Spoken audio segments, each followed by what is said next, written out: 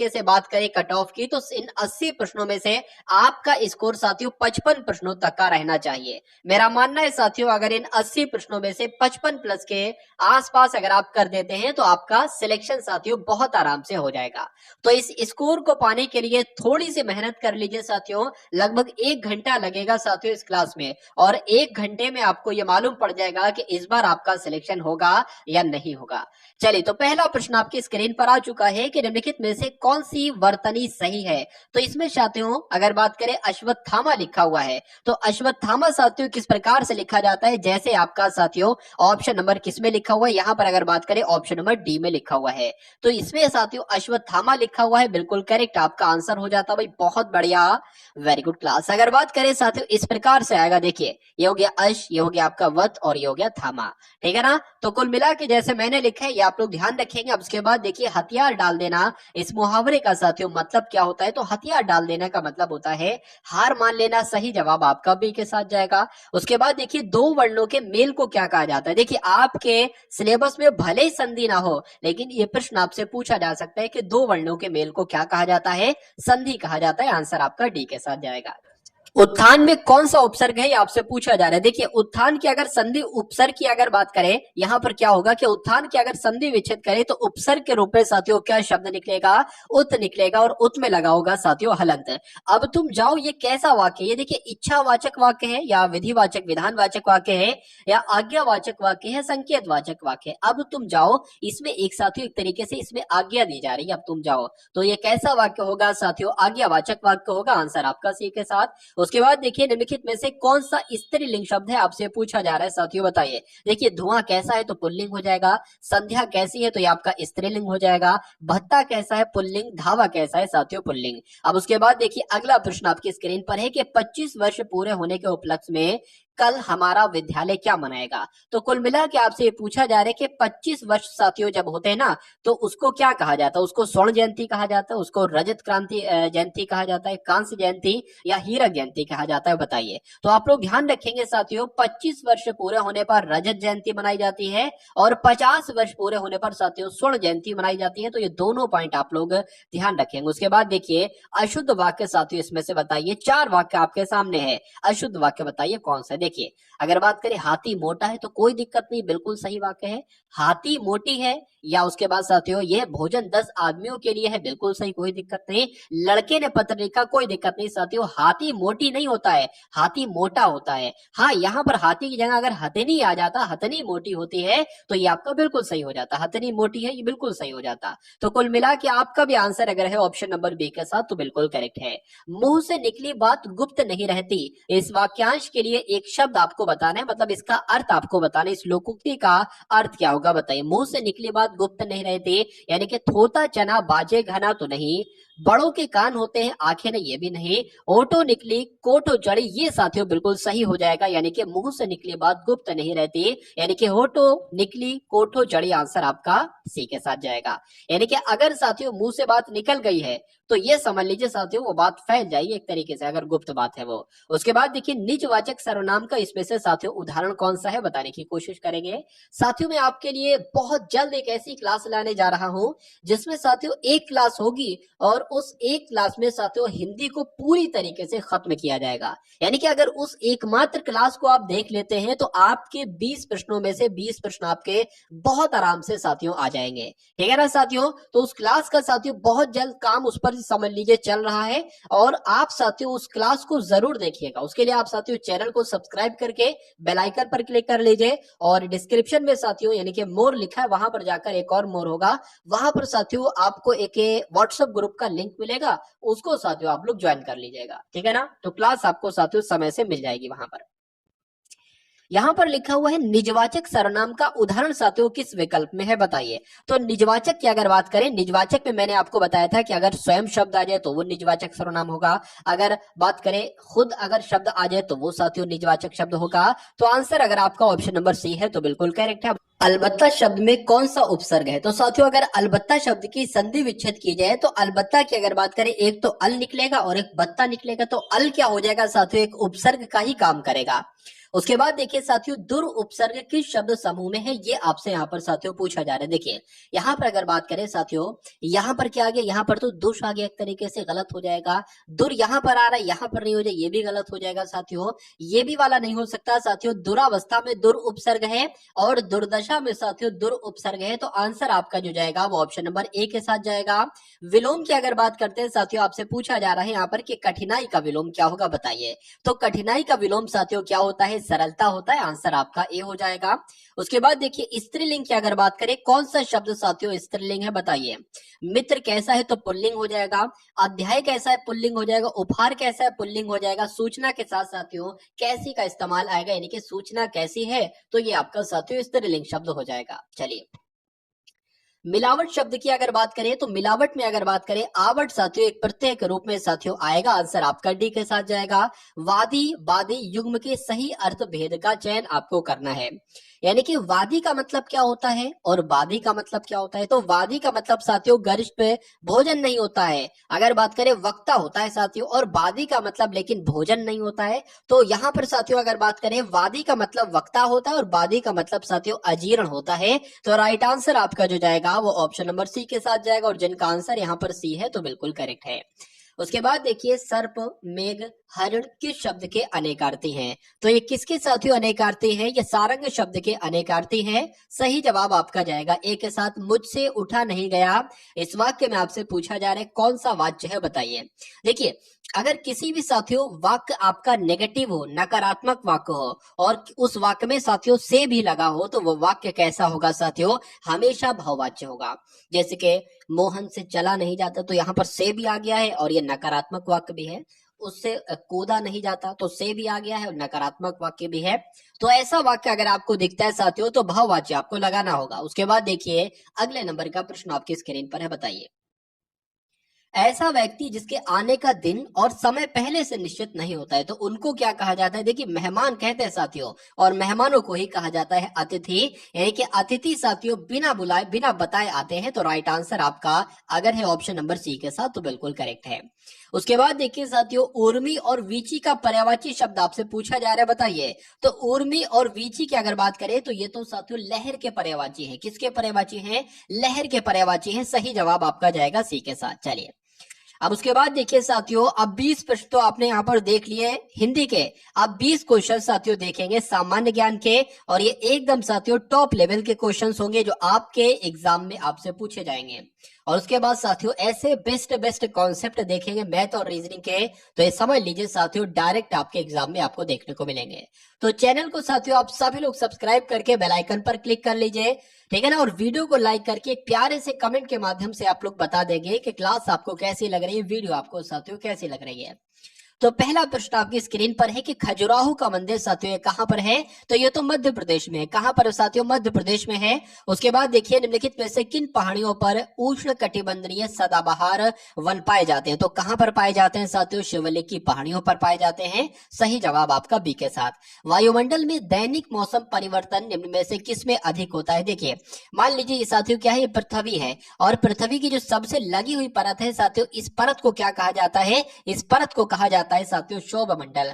तो मौसम संबंधी परिवर्तन कहां पर होंगे, जैसे कि आंधी है, वर्षा है, तूफान है, तो ये साथियों इसी मंडल में ही तो होंगे, यानी कि शोभ मंडल में ही तो होंगे। तो कहा जा सकता है साथियों वायुमंडल में दैनिक मौसम परिवर्तन किस में पाए जाते हैं, किस में अधिक होते हैं, तो शोभ मंडल में अधिक होते हैं। आंसर आपका ए के साथ जाएगा। चलिए उसके बाद देखिए Rockies, Andes, Atlas, Alps, Himalaya आदि किस प्रकार के पर्वत हैं। एग्जाम में प्रश्न अगर पूछा जाए तो तुरंत लगा देना वलित प्रकार के पर्वत हैं। उसके बाद देखिए भारत में प्रचंड बेरोजगारी सामान्यतः दिखाई देती है किस क्षेत्र में, तो ये साथियों बेरोजगारी कहां पर दिखाई देती है, प्रचंड बेरोजगारी साथियों कृषि के क्षेत्र में दिखाई देती है। आंसर आपका ए के साथ जाएगा।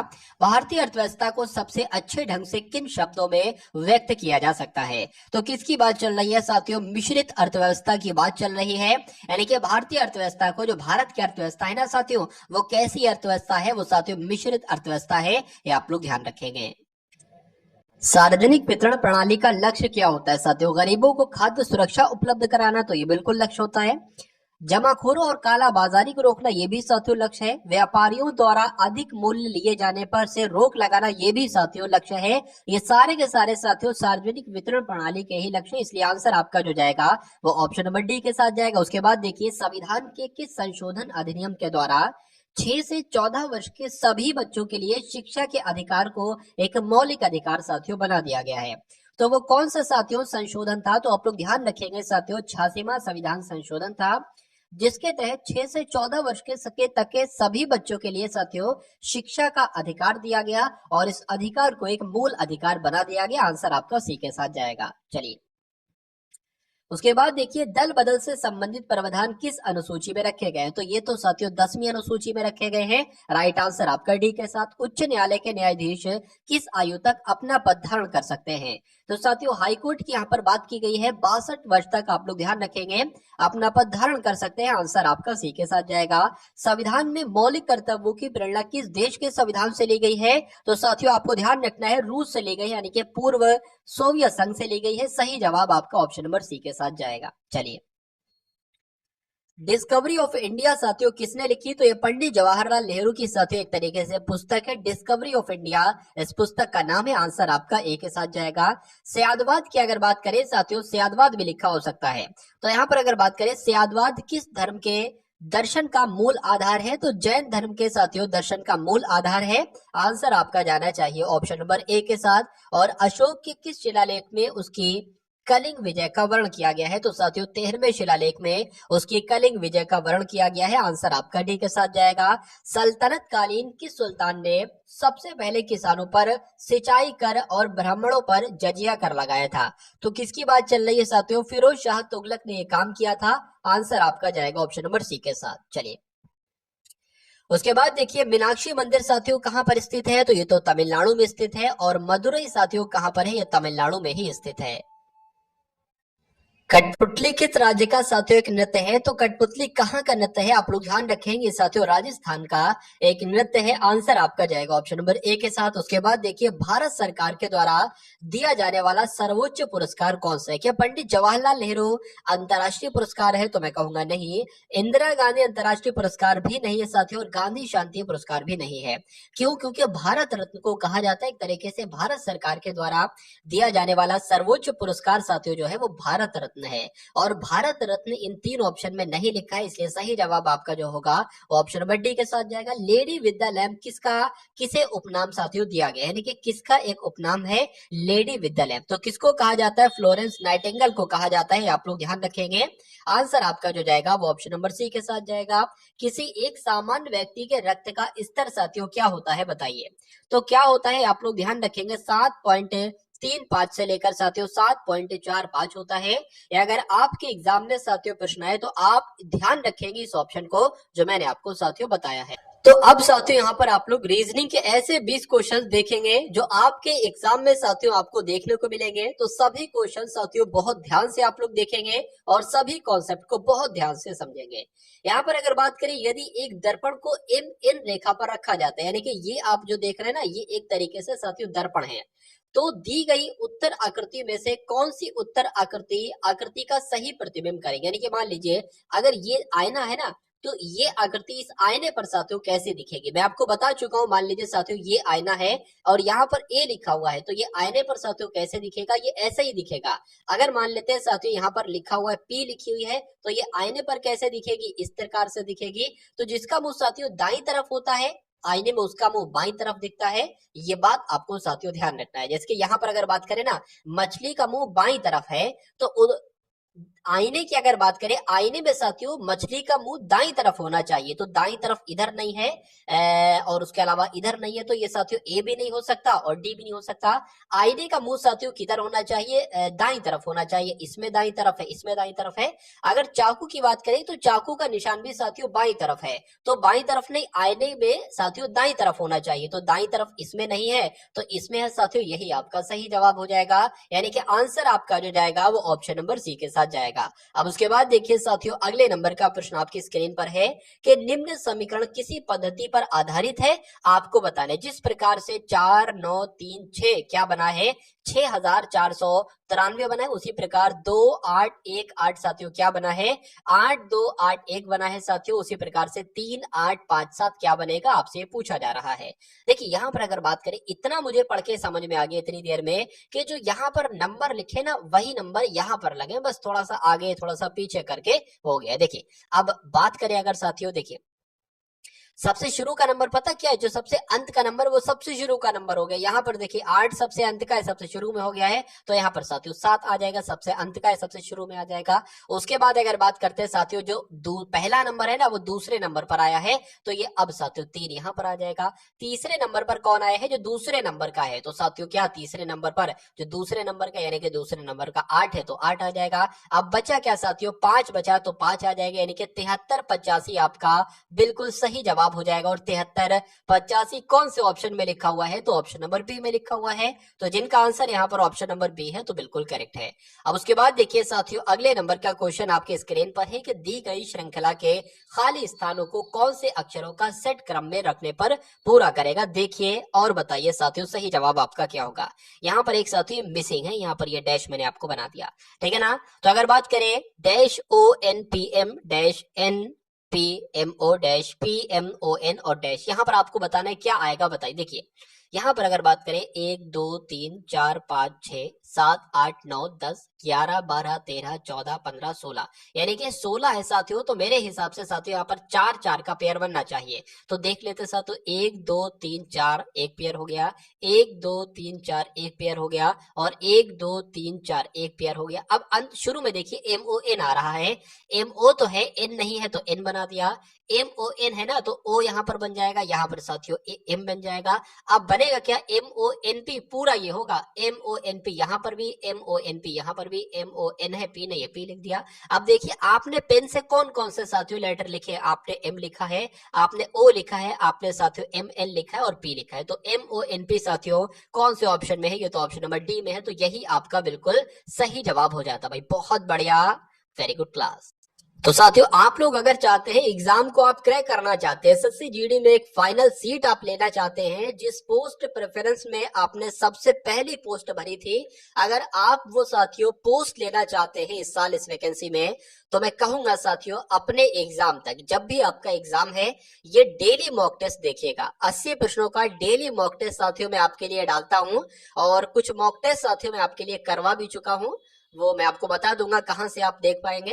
अब कुल मिला के साथियों देखिए, जो भी अब अगर बात करें, जो भी आपको मॉक टेस्ट दिया जाए वो आप अगर अपने एग्जाम तक देख लेते, तो मेरा मानना है साथियों ये चारों सब्जेक्ट में आपको इतना एक्सपर्ट बना दूंगा कि एग्जाम हॉल में साथियों अगर पढ़कर चले जाते हैं इन सभी क्लासेस को, तो मुझे ऐसा नहीं लगता कि कोई आपको साथियों हरा सकता है और कोई आपको पछाड़ सकता है। एग्जामिनर चाहे जहां से भी सवाल डाल दे, किसी भी अगर बात करें टॉपिक से, मैं सारे टॉपिक से सवाल आपको करवा दूंगा और सभी टॉपिक आपके कवर करवा दूंगा। फिर आपका एक सिंगल क्वेश्चन भी साथियों नहीं आपका छूट सकता, मैथ, रीजनिंग और हिंदी में से। जीके जीएस की अगर बात करें, 2-4 क्वेश्चन अगर इधर उधर भी हो गए तो कोई दिक्कत नहीं, सिलेक्शन पे कोई फर्क नहीं डालेगी साथियों जीके जीएस। चलिए तो कुल मिला के साथियों चैनल को आप सभी लोग सब्सक्राइब करके बेल आइकन पर क्लिक कर लीजिए, और एक बार वीडियो को लाइक करके कमेंट प्यारा सा कर दीजिएगा। यहाँ पर सवाल है, यदि अंग्रेजी वर्णमाला के द्वितीय अर्धांश, देखिए अंग्रेजी वर्णमाला में 2 अर्धांश होते हैं, कितने साथियों, 2 अर्धांश होते हैं। कह सकते हैं साथियों एक तो आपका होता है ए से एम तक, और दूसरा होता है साथियों एन से लेकर जेड तक। तो 2 अर्धांश की यहाँ पर बात की गई है। यहाँ पर बताया गया है कि वह अंग्रेजी वर्णमाला के दूसरे अर्धांश यानी कि एन से जेड की बात की गई है। एन से जेड को यानी कि दूसरे अर्धांश को विपरीत क्रम में लिखा जाए, तो दाएं से बाहरवें अक्षर के बाईं और चौथा अक्षर कौन सा होगा। देखिए पहले जो कहा जा रहा है वो कर लीजिए क्या, तो यहाँ पर दूसरे अर्धांश को साथियों लिखने की बात की गई है। दूसरा अर्धांश जो है ना साथियों, वो आपको विपरीत क्रम में लिखना है, ठीक है। तो पहला अर्धांश साथियों जो होगा वो ए से लेकर यहाँ तक एम तक कहीं तक आ जाएगा, और दूसरा अर्धांश साथियों यहाँ से हम शुरू कर देते हैं, वो कहाँ से आएगा साथियों, वो जेड से आएगा, और यहाँ तक साथियों एन तक। तो एन के बाद आता है साथियों क्या, एन के बाद आता है आपका ओ, उसके बाद साथियों आ जाएगा आपका पी, फिर क्यू, फिर साथियों आर, फिर एस, टी, यू आ जाएगा, ठीक है, वी आ जाएगा, और साथियों वी के बाद आपका डब्ल्यू आ जाएगा, और एक्स आपका वाई आपका जेड आ जाएगा। उसके बाद यहां से अगर बात करें ए के बाद बी, सी, डी, ई, एफ, जी, एच, आई, जे, के, एल एम आ जाएगा। अब यहाँ पर साथियों कहा गया है कि तो दाई से 12वां अक्षर क्या होगा, दाई इधर से होगा, दाई से इधर से 12वां अक्षर क्या होगा, तो 1 2 3 4 5 6 7 8 9 10 11 12, 12वां अक्षर साथियों जो होगा वो आपका क्या निकल कर आएगा, वो आपका साथियों वाई निकल कर आएगा। अब उसके बाद कहा गया है कि तो उस बाएं 12वें अक्षर के बाएं और चौथा कौन सा होगा, यानी कि इसके बाएं और चौथा कौन सा होगा, तो 1 2 3 4, क्या 1 2 3 4, वो साथियों के आपका निकलेगा और यही आपका साथियों क्या हो जाएगा, सही जवाब हो जाएगा, जो कि कौन से ऑप्शन में है, ऑप्शन नंबर ए वाले में। बहुत बढ़िया, वेरी गुड क्लास। अब उसके बाद देखिए अगले नंबर का क्वेश्चन आपकी स्क्रीन पर है साथियों। इस टाइप का एक क्वेश्चन आपसे अवश्य पूछा जाएगा, आपसे पूछा जाएगा कि इसको आपको डिक्शनरी के अकॉर्डिंग लिखना है। आपने डिक्शनरी देखी होगी, उसमें सबसे पहले ए वाले लिखे होते हैं, फिर ए बी से बने जो होते हैं वो लिखे होते हैं साथियों, इस टाइप से लिखे होते हैं वहां पर। तो इसमें देखिए बी तो सब में है, बी इसमें भी है, बी इसमें भी है, बी इसमें भी है, बी इसमें भी है, ठीक है ना। अब देखिए बी के बाद जो है वो सबसे छोटा लेटर साथियों कौन सा है, देखिए ये आपका आता है 15 पर, ये आता है आपका 9 पर, ये आता है आपका ये है एल है आपका 12 पर आता है, ये 9 पर आता है, ये आपका आता है 21 पर, तो ये तो होगा नहीं, आई वाला हो जाएगा। अब ये वाला पहला होगा, इसमें भी आई आर है, इसमें भी आई आर है, लेकिन डी पहले आता है और ये वाला बाद में आता है, तो पहले सबसे 4 आ जाएगा, फिर साथियों आपका 2 आ जाएगा। तो क्या कहीं पर 4 और 2 लिखा हुआ है ऑप्शन में, तो हमें जल्दी आंसर मिल जाएगा। बिल्कुल साथियों 4 2 लिखा हुआ, आगे वालों को चेक करने की जरूरत ही नहीं, तो 4 2 ही आपका आंसर हो जाएगा। लेकिन पूरा सवाल मैं आपको बता देता हूं, देखिए सबसे पहले आपका आ जाएगा बी आई आर यहां पर भी है। अब ये पहले होता है या ये पहले होता है, डी पहले आता है ना, तो ये डिक्शनरी में पहले आ जाएगा चौथे नंबर वाला, उसके बाद दूसरे नंबर वाला, उसके बाद आएगा साथियों। अब ये भी निपट गया, ये भी निपट गया। अब देखिए कौन सा आ जाएगा, ये तो 21 पर आता है, ये 12 पर आता है और ये साथियों 15 पर आता है, तो ये वाला आ जाएगा, इसलिए यहाँ पर 3 आ जाएगा, उसके बाद ये वाला आ जाएगा और उसके बाद साथियों अंत वाला आ जाएगा। तो 42 315 साथियों कौन से ऑप्शन में था, 42 315 साथियों ऑप्शन नंबर डी में था, तो यही आपका बिल्कुल सही जवाब हो जाएगा। एग्जाम में साथियों एक बड़ा सा आपको शब्द दे रखे होंगे, उसमें बहुत सारे लेटर्स होंगे, आपसे कहा जाएगा कि कौन सा एक ऐसा ऑप्शन है जिसके लेटर इसमें नहीं है। तो हम लोग देख लेते हैं साथियों किस ऑप्शन के लेटर इसमें नहीं है। तो मुझे ये बताइए, प्रोटेक्ट यहाँ पर लिखा हुआ है, क्या प्रोटेक्ट में जो लेटर आते हैं वो यहाँ पर है या नहीं है, ठीक है। तो पी आर ओ की अगर बात करें, पी ये हो गया, आर ये हो गया, ओ ये हो गया, पी आर ओ तो हो गया। अब टी ई सी टी देख लीजिए, टी ई सी टी ई हो गया और सी ये हो गया, टी ये हो गया। तो कुल मिला के अगर बात करें ये वाला बन जाएगा, ये वाले शब्द आपका बन जाएगा। इसको देख लेते साथियों, टी ई एम, टी है बिल्कुल है, ई भी है, एम नहीं है साथियों, एम नहीं है, तो ये वाला कहा जा सकता है नहीं बन पाएगा। और उसके अलावा ये भी बन जाएगा और ये भी बन जाएगा, देख लीजिए T E N, T E आपका हो गया, एन ये हो गया, ओ ये हो गया, आर ये हो गया।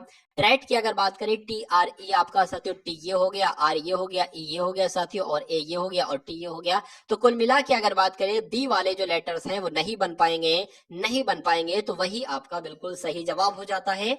अब उसके बाद देखिए साथियों कि यदि कूट भाषा में GERMANY को क्या लिखा जाता है साथियों, यानी कि जर्मनी को 7 5 18 13 1 14 25 लिखा जाता है, तो फ्रांस को साथियों क्या लिखा जाएगा, थोड़ा सा ध्यान साथ देंगे ना आप। तो यहाँ पर साथियों जी लिखा हुआ है, जी की पोजीशन होती है 7, तो यहाँ पर 7 लिखा हुआ है। ई की पोजीशन है 5, तो यहाँ पर 5 लिखा हुआ है। वाई की पोजीशन होती है 25, तो यहाँ पर 25 लिखा हुआ है। कुल मिला के साथियों कुछ नहीं आपको करना है, लेटर पोजीशन आपको लगा देना है। तो एफ की बात करें 6 पर, आर 18 पर, ए 1 पर, एन 14 पर, सी 3 पर और ई 5 पर। तो ऐसा कहां पर लिखा हुआ है साथियों, ऐसा तो ऑप्शन नंबर ए पे लिखा हुआ है, 6 18 1 14 3 5। तो आंसर आपका जो जाएगा वो ऑप्शन नंबर ए के साथ जाएगा, और जिनका आंसर यहाँ पर ए है तो बिल्कुल करेक्ट है। यदि लाल को पीला कहा जाए, पीले को नीला कहा जाए, नीले को हरा कहा जाए और हरे को काला कहा जाए, और काले को सफेद कहा जाए, सफेद को भूरा कहा जाए और भूरे को धूसर कहा जाए, तो आकाश के रंग को क्या कहा जाएगा। देखिए आकाश का रंग साथियों कैसा होता है, आकाश का रंग होता है साथियों नीला। तो यहाँ पर आपसे पूछा जा रहा है कि नीले को क्या कहा जाएगा साथियों, नीले को तो हरा यहाँ पर कहा गया है। तो सही जवाब आपका जो जाएगा वो ऑप्शन नंबर बी के साथ जाएगा, और जिनका आंसर यहाँ पर बी है तो बिल्कुल करेक्ट है। उसके बाद देखिए साथियों कि कथन आपके सामने है और 2 निष्कर्ष निष्कर्ष आपके सामने है। आपको कथनों को पढ़ना है और देखना है कि कौन सा निष्कर्ष सही है और कौन सा निष्कर्ष साथियों गलत है। देखिए यहाँ पर कहा गया है कि कुछ पुस्तकें मैगजीन है, तो यहाँ पर साथियों हमने क्या बना लेते हैं, हम यहाँ पर साथियों कुछ पुस्तकें ऐसे करके बना लेते हैं। कहा गया है कि कुछ पुस्तकें साथियों, मान लेते इतनी पुस्तकें क्या है साथियों, इतनी पुस्तकें क्या है आपकी मैगजीन है। ठीक है भाई, इतनी पुस्तकें आपकी क्या हो गई, मैगजीन है। उसके बाद कहा गया है कि कुछ मैगजीन उपन्यास है। कह सकते हैं साथियों इतनी मैगजीन जो है ना वो क्या है साथियों, वो आपके उपन्यास हो गई। ठीक है, उपन्यास हो गई। अब निष्कर्ष को पढ़िए और देखिए कौन सा निष्कर्ष सही है कौन सा गलत है। यहाँ पर कहा गया है साथियों, आपसे क्या कहा गया है कि कुछ पुस्तकें उपन्यास हैं।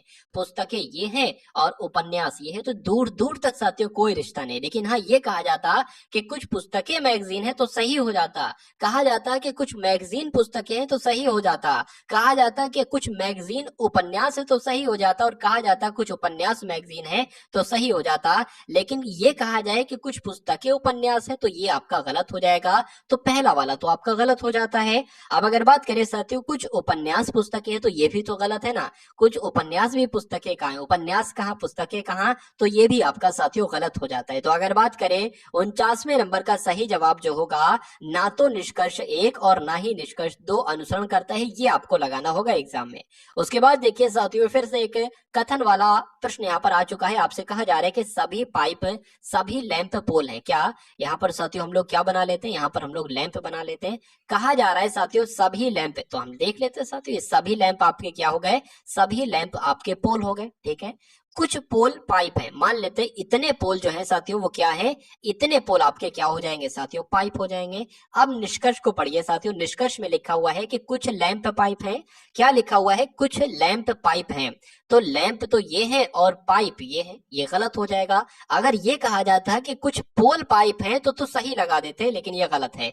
कुछ पाइप पोल है तो पाइप ये है साथियों, कुछ पाइप पोल है। बिल्कुल साथियों, इतने पाइप जो है ना, इतने पाइप पोल है और इतने ही पोल साथियों पाइप है, तो ये आपका सही हो जाएगा। तो अगर बात करें साथियों 50वें नंबर का प्रश्न का सही जवाब जो होगा वो केवल निष्कर्ष नंबर 2 अनुसरण करता है। आंसर आपका बी के साथ जाएगा। अब उसके बाद देखिए साथियों अगले नंबर का प्रश्न आपकी स्क्रीन पर आ चुका है कि एक लड़का बिंदु एक्स से चलता है। मान लेते हैं साथियों बिंदु एक्स आपका ये है, बिंदु एक्स यहां से चलता है, यहां से 80 मीटर दूर वाई तक सीधा चलता है। तो मान लेते हैं साथियों इसमें ये नहीं बताएगा कि किस दिशा में चलता है, मान लेते हैं हम इधर ही चला देते हैं, तो वाई आपका ये आ गया। फिर वह पुनः दाई मुड़ता है, तो साथियों दाई मुड़ने के लिए दाई मुड़ा दिया, और 50 मीटर चलता है तो 50 मीटर हमने चला दिया इसको। उसके बाद कहा गया फिर वो साथियों दाई मुड़ता है और 70 मीटर चलता है, दाई मुड़ा दिया साथियों, 70 मीटर हमने इसको चला दिया। अच्छा यहाँ पर कहा तो गया है भाई 80 मीटर चलता है, ठीक है ना, 80 मीटर यहाँ पर चलता है, लेकिन दिशा यहाँ इन्होंने नहीं बताई थी। तो 80 मीटर आपका ये चल जाएगा, ठीक है ना, 80 मीटर आपका ये चल जाएगा। उसके बाद दाई मुड़ाकर 50 मीटर चलता है, फिर दाई मुड़ाकर 70 मीटर चलता है, तो अंत में वह दाई ओर मुड़ता है और 50 मीटर चलता है। यहां तक साथियों चलाइए और फिर आपका 50 जो होगा ना वो यहीं तक होगा। फिर अब वह अपने प्रारंभिक स्थान से कितनी दूर है, यानी कि यहां से लेकर यहां तक की दूरी कितनी है। देखिए ये जब 70 है तो ये भी साथियों 70 होगी, और ये पूरी 80 है तो ये बची कितनी साथियों, ये तो 10 ही बचेगी ना, ये दूरी 10 बचेगी। तो प्रारंभिक बिंदु से कितनी दूर है साथियों, वो 10 मीटर दूर है। आंसर आपका जाएगा ऑप्शन नंबर ए के साथ। चलिए अब उसके बाद देखिए अगले नंबर का प्रश्न आपके स्क्रीन पर है। यदि 16 गुणा 85 8651 हो जाता है और 73 गुणा 42 साथियों इसका मान आपसे पूछा जा रहा है। देखिए बहुत आसान सा प्रश्न है। अब बहुत सारे लोग यहाँ पर क्या करवाने लगेंगे, वो 16 का स्क्वायर और 85 का स्क्वायर करा के उसको जोड़ेंगे, या अगर बात करें 16 का क्यूब या 85 का क्यूब करा के उसको जोड़ेंगे। तो कुछ नहीं साथियों करना इस प्रश्न में, बहुत आसान सा प्रश्न है। देखिए ये अगर बात करें यहाँ पर जो नंबर लिखे वही मुझे सेम यहीं पर नंबर देखने को मिल रहा है। पहला वाला आपका ये है 8 लिखा हुआ है, उसके बाद साथियों ये 6 लिखा हुआ है, उसके बाद ये वाला नंबर लिखा हुआ है 5, और उसके बाद ये 1 लिखा हुआ है। तो पहले साथियों 4 आ जाएगा, फिर आपका 3 आ जाएगा, और उसके बाद अगर बात करें साथियों 2 आ जाएगा और फिर 7 आ जाएगा, यानी कि 4327 साथियों कौन से ऑप्शन में है, तो ऑप्शन नंबर सी में, और यही आपका बिल्कुल सही जवाब हो जाता है। अब उसके बाद देखिए साथियों ममता पश्चिम की ओर 14 मीटर चलती है, तो ममता को साथियों पश्चिम की तरफ हम चला देते हैं, कितना साथियों 14 मीटर हम इनको को चला देते हैं। उसके बाद कहा गया है कि दाईं ओर चलती है और मुड़कर 14 मीटर चलती है, तो दाईं की तरफ साथियों फिर से ये 14 मीटर चलती है, ठीक है। और तब अपने बाईं ओर मुड़कर 10 मीटर चलती है, बाईं ओर मुड़ी और साथियों 10 ये चली, ठीक है, 10 चल गई। उसके बाद कहा गया फिर बाईं ओर मुड़कर 14 मीटर चलती है, फिर साथियों बाईं ओर मुड़ी और फिर से यहाँ तक 14 पे यहाँ तक आ गई। उसके प्रारंभिक बिंदु और उसकी वर्तमान स्थिति के बीच दूरी कितनी है आपसे पूछा जा रहा है। मतलब यहां से लेकर यहां तक की कितनी दूरी है, तो ये तो साथियों 10 हो जाएगी, ये लिखिए 10, ये 10 हो जाएगी और ये आपकी 14 हो जाएगी। तो 10 और 14 साथियों कितनी होती है, 24 मीटर होती है। क्या 24 मीटर ऑप्शन में है? तो बिल्कुल है साथियों, ऑप्शन नंबर सी में, और यही आपका सही जवाब हो जाता है। चलिए उसके बाद देखिए नीचे एक पासे की दो स्थितियां दिखाई गई हैं। जब संख्या 3 नीचे हो तो उसके ऊपर कौन सी संख्या होगी। मैं साथियों हर प्रैक्टिस सेट में, हर मॉक टेस्ट में इस टाइप का एक क्वेश्चन साथियों आपके लिए लेकर आता हूं, क्योंकि इस टाइप का साथियों क्वेश्चन एग्जाम में आता है तो बहुत सारे बच्चे बहुत डर जाते हैं, घबरा जाते हैं और इस क्वेश्चन को साथियों गलत करके चले आते हैं, ताकि उनके नंबर तो बढ़ते नहीं है बल्कि और घट जाते हैं। तो क्या है देखिए, एग्जामिनर जब भी ये सवाल देगा एक सबूत छोड़ेगा और उसी सबूत को आपको साथियों ढूंढना है और वही सबूत आपको सही उत्तर तक पहुंचा देगा। देखिए यहाँ पर 3 के विपरीत पूछा गया ना, तो 3 देखिए कहां पर है, यहाँ पर कहीं नहीं है, बिल्कुल यहाँ पर है, बिल्कुल इस वाली साथियों अगर बात करें फलक पर क्या है, 3 नंबर है। अब अगर बात करें हमें क्या पता करना है, हमें ये वाली साइड पता करना है, यहाँ पर कौन सा नंबर है, ये 2 वाली नहीं, 2 के उधर वाली पता करना है, ठीक है ना। मतलब 5 के जो 5 है ना, इसके इधर वाली साइड हमें पता करना है कि यहाँ पर कौन सा नंबर है, ये आपसे साथियों पूछा जा रहा है। देखिए ये 2 है, ठीक है ना, और ये 2 है। अब अगर साथियों ये ऐसा यहाँ पर वाला 2 कैसे आया है, जब इस वाली पायलट को हमने ऐसे मोड़ा है इस प्रकार से, तो तभी तो ये यहाँ पर 2 आया है, ठीक है ना। और अब ये 3 किधर चला गया, अब ये 3 इधर चला गया, जब ये 2 यहाँ पर आ गया, अरे भाई ऐसे इसको जब मोड़ेंगे तो ये 2 यहाँ पर आ जाएगा, तो 3 तो साथियों इस वाली पायलट में हो जाएगी, यानी कि 2 के बराबर में हो जाएगा। तो अब जब 3 उधर हो जाएगा तो 3 के सामने वाली फलक यही तो कहलाएगी। तो इस फलक पर साथियों कौन है, 4 बिंदु हैं, तो कहा जा सकता है 3 के विपरीत पर कितने साथियों पॉइंट होंगे, 4 पॉइंट होंगे। आंसर आपका जाना चाहिए साथियों ऑप्शन नंबर सी के साथ। उम्मीद करता हूं ये प्रश्न जैसे मैंने आपको समझाया है वो आपकी समझ में आ गया होगा। उसके बाद देखिए गुप्तचर का संबंध साथियों मुखबिर से है, तो संवाददाता का संबंध किससे होगा। देखिए गुप्तचर का काम क्या होता है, एक तरीके से मुखबरी करना, मतलब जो गुप्त सूचनाएं हैं उनकी मुखबरी करना काम होता है। ऐसी संवाददाता का काम क्या होता है, संपादक करना नहीं, सूत्र करना नहीं, तो कह सकते हैं साथियों समाचार प्रदान करना, यह संवाददाता का काम होता है। और गुप्तचर का काम होता है साथियों मुखबरी करना। आंसर आपका कुल मिला के अगर है ऑप्शन नंबर सी के साथ तो बिल्कुल करेक्ट है। अब उसके बाद देखिए साथियों 18 का संबंध जैसे 30 से है, 18 का संबंध जैसे 30 से है, तो 36 का संबंध किससे होगा, 64 से, 66 से, 54 से या साथियों 62 से, बताइए। देखिए सिंपल से यहाँ पर फंडा लगा हुआ है, क्या लगा हुआ है साथियों, 18 दूना आपका कितना होता है साथियों 36 होता है, माइनस कितना कर देंगे 6 कर देंगे, तो साथियों 36 दूना कितना होता है, 36 दूना साथियों 72 होता है, और 72 में से भी सब साथियों 6 माइनस करेंगे तो कितना आ जाएगा, 66 आ जाएगा। और सही जवाब आपका जो जाएगा वो ऑप्शन नंबर बी के साथ जाएगा। उसके बाद देखिए अगले नंबर का प्रश्न आपके स्क्रीन पर है। देखिए यहाँ पर अगर बात करें 0.16 है, उसके बाद साथियों क्या लगा हुआ है, अनुपात लगा हुआ है, फिर साथियों 0.0016 है, और उसके बाद साथियों यहाँ पर डबल अनुपात लगा हुआ है, और उसके बाद साथियों 1.02 है। तो उसके बाद यहाँ पर कौन सा नंबर आ सकता है आपसे पूछा जा रहा है। देखिए कहा आपसे ये गया है कि अगर इसको हम इस प्रकार से लिख सकते हैं तो हम इसको साथियों किस प्रकार से लिख सकते हैं, इस प्रकार से, ए से, बी से, सी से या डी से। तो यहाँ पर साथियों इसको देखकर हमें इतना लग रहा है कि इसको अगर 100 से भाग दिया जाए तो ये नंबर आ जाएगा। कैसे आ जाएगा ये मैं आपको साथियों यहाँ पर बता देता हूँ। देखिए 0.16 है ना, अगर इसको साथियों हम 100 से भाग दे देते, अब इसको कैलकुलेट करना। देखिए ऊपर 2 संख्याओं के बाद पॉइंट लगा है ना, तो इस पॉइंट को साथियों हटाएंगे और नीचे क्या बढ़ जाएगा, 1 लगा के 2 जीरो बढ़ जाएगी। ये रूल होता है। मान लीजिए अगर साथियों ये लिखा हुआ है और इस पॉइंट को हटाएंगे तो नीचे क्या आ जाएगा, 1 लग के 1 जीरो आ जाएगा, यानी कि अब 7/10 हो जाता है। तो उसी प्रकार साथियों 2 नंबर के बाद पॉइंट लगा था तो पॉइंट हटाया और नीचे 1 जीरो लगा, सॉरी 2 जीरो लगा के 1 लगा दिया, 100 लग जाएगा। अगर यहाँ पर 3 संख्याओं के बाद होता तो हम नीचे 1 लगा के 3 जीरो लगाते। तो अब आपके सामने है 16/10,000 है, एक तरीके से 100 गुना 100। तो अब इसको कैसे कैलकुलेट करते हैं, आपने एक रूल साथियों और पढ़ा होगा। मान लीजिए आपके सामने साथियों 7/1000 है, तो इसको आप कैसे लिखोगे साथियों, जितने नीचे जीरो होते हैं उतने नंबर के बाद पॉइंट लगता है। तो 7 जैसे लिखा है वैसे लग जाएगा। कितने जीरो है, 1 2 3 जीरो है, तो 3 नंबर के बाद पॉइंट लगेगा। एक ये नंबर, एक ये नंबर, एक ये नंबर, यानी कि 3 नंबर के बाद साथियों पॉइंट लग जाएगा। तो अगर आपको कभी भी ऐसा दिया गया हो तो उसके अगली स्टेप साथियों ये होगी। तो अब यहाँ पर भी साथियों वही चीज है कि 16 लिखा हुआ है तो 16 लिख लिया, नीचे कितने जीरो है, 4 जीरो है, तो 4 नंबर के बाद पॉइंट लगेगा, यानी कि 1 2 3 4। ठीक है ना, ये 1 2 3 4 4 नंबर हो गए और अब साथियों आपका पॉइंट लग जाएगा। तो आप देखिए साथियों कि इससे क्या बना है साथियों, ये बना है, और जो ये है ना वही तो साथियों ये है, वही ये है। तो यहाँ पर भी साथियों हमें क्या करना पड़ेगा, हमें 100 से भाग देना होगा। जब हम साथियों 1.02 को साथियों 100 से भाग देते हैं तो क्या आएगा, देखिए इस जीरो को पॉइंट को हटाए, नीचे क्या बढ़ गया साथियों, 1 लग के 2 जीरो बढ़ गया। अब आपके सामने साथियों क्या है, 102 भाग साथियों 1 लग के 4 जीरो है, यानी कि 10,000 है। नीचे 4 जीरो है तो क्या होगा साथियों, अगर बात करें ये तो नंबर लिख लेंगे, तो 4 संख्याओं के बाद पॉइंट लगेगा, 1 2 3 आपका ये 4 संख्या और ये। तो कुल मिला के साथियों ऐसा ऑप्शन में होना चाहिए, वो आपका बिल्कुल सही जवाब होगा। तो ऐसा कहां पर है, ऐसा तो साथियों ऑप्शन नंबर सी में है, तो यही आपका बिल्कुल सही जवाब हो जाता है। उसके बाद देखिए साथियों अगले नंबर का प्रश्न आपके स्क्रीन पर है कि कथन आपके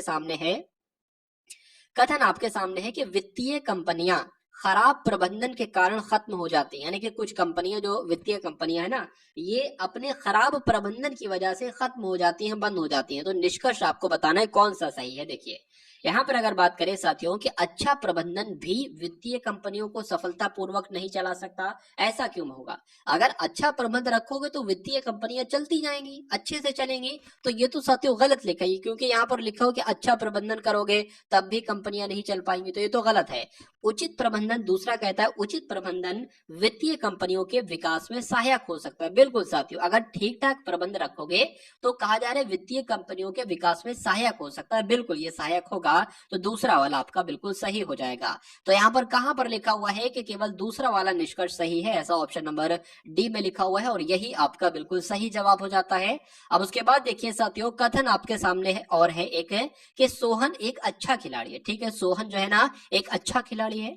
दूसरा कथन है कि सभी खिलाड़ी स्वस्थ हैं। ठीक है, अब निष्कर्ष आपके सामने साथियों यहाँ पर दे रखा है कि सभी स्वस्थ व्यक्ति खिलाड़ी हैं। सभी मतलब कहा, यहां पर बताया गया है कि सभी खिलाड़ी स्वस्थ हैं, यहां पर बताया गया कि सभी स्वस्थ व्यक्ति खिलाड़ी हैं, तो ये तो साथियों गलत होगा, कथन के बाहर जा रहा है ये निष्कर्ष। उसके बाद कहा गया है कि सोहन स्वस्थ है। देखिए कहा गया है कि सोहन एक खिलाड़ी है और कहा गया है कि सभी खिलाड़ी स्वस्थ होते हैं, तो जाहिर सी बात है सोहन एक खिलाड़ी और सभी खिलाड़ी स्वस्थ होते हैं तो सोहन स्वस्थ होगा। तो ये दूसरा वाला निष्कर्ष साथियों आपका बिल्कुल सही हो जाएगा। और ऐसा कहां पर लिखा हुआ है, ऐसा आपका ऑप्शन नंबर बी में लिखा हुआ है। तो जिनका भी आंसर यहाँ पर ऑप्शन नंबर बी था तो बिल्कुल करेक्ट था भाई, बहुत बढ़िया, वेरी गुड क्लास। अब उसके बाद देखिए साथियों प्रश्न आकृति आपके सामने है और उत्तर आकृति आपके सामने है।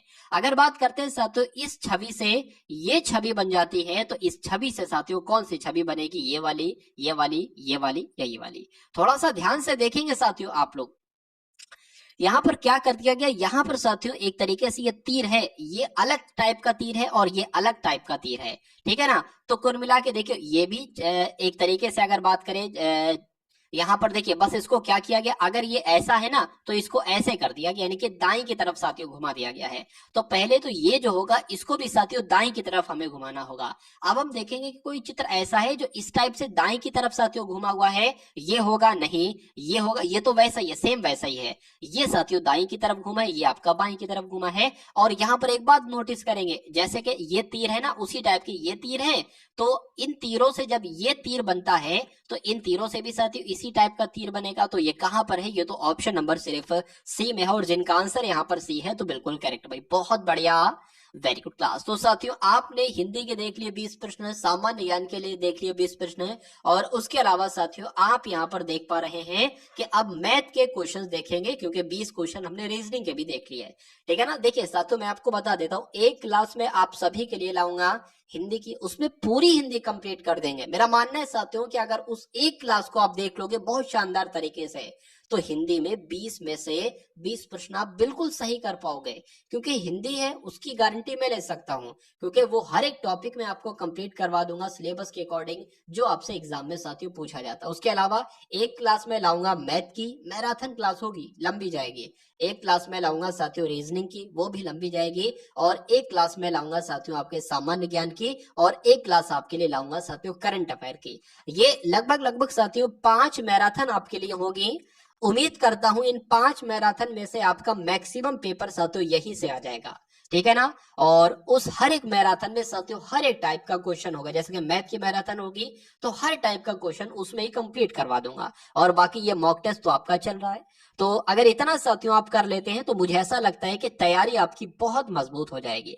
तो मैथ का प्रश्न आ चुके हैं। मैथ का पहला प्रश्न आपकी स्क्रीन पर है कि यदि 3 संख्याएं हैं और 3:4 के अनुपात में वो संख्याएं हैं, अगर इनका गुणनफल साथियों 1944 बैठता है तो सबसे बड़ी संख्या क्या होगी। सबसे बड़ी संख्या वैसे तो यहाँ पर 6 है, तो 6 आपसे पूछा जा रहा है। जैसे कि यहाँ पर बात करें 3 4 6 है ना, तो 3x हो जाएगा, 4x हो जाएगा, 6x हो जाएगा। अब सबसे बड़ी संख्या क्या है, 6x है, तो हमें x का मान निकालना है और फिर जो मान निकलेगा उसकी गुणा 6 से कर देंगे, वही सबसे बड़ी संख्या होगी। चलिए यहाँ पर कहा गया है साथियों कि इन तीनों संख्याओं का गुणनफल कितना है, तो इन तीनों संख्याओं का अगर गुणनफल करें, गुणा गुणा लगाकर करें, तो कितना आएगा साथियों 1944 आएगा, जो कि यहाँ पर लिखा हुआ है। अब इनकी गुणा कर लीजिए नंबर की, तो 3 चौक आपके 12 हो जाएंगे, 12 छंग आपके साथियों 72 हो जाएंगे। तो 72 अगर बात करें x की जब गुणा होगी तो x स्क्वायर और x क्यूब हो जाएगा। तो यहाँ पर साथियों x क्यूब आ गया और बराबर आपका क्या आ गया 1944 आ गया। अब अगर बात करें साथियों अगले स्टेप में x क्यूब बराबर क्या हो जाएगा 1944 से 1944 बटे यहाँ पर 72 आ जाएगा।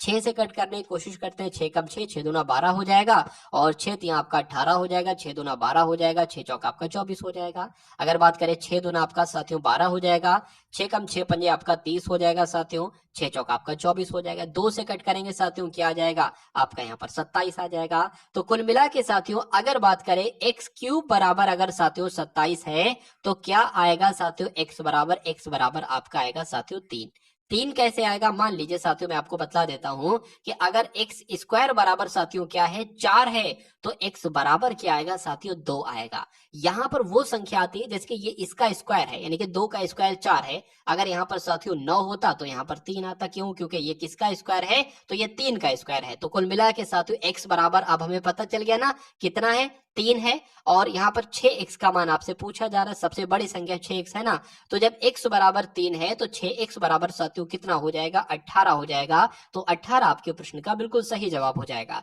अगर आपसे पूछता साथियों कि सबसे छोटी संख्या कौन सी है, तो सबसे छोटी संख्या तो 3x है। जब अगर बात करें 1x बराबर साथियों कितना है,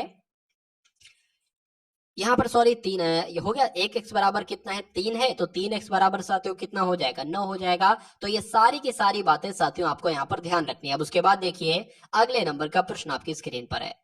चलिए यहाँ पर लिखा हुआ कि 68 का 3/4। देखिए अगर बात करें साथियों मैं आपसे कहूं कि 7 का 3/4 कितना होगा, तो 7 लिख लेंगे, और का यहाँ पर आए ना तो का की जगह पर गुणा लिख लेंगे, और 3/4 कैसे लिखेंगे 3/4 लिखेंगे। अगर यहाँ पर साथियों लिखा होता 2/4 तो 2/4 आपका ऐसे लिखा होता, अगर 1/3 लिखा होता तो 1/3 आपका इस प्रकार से लिखा होता।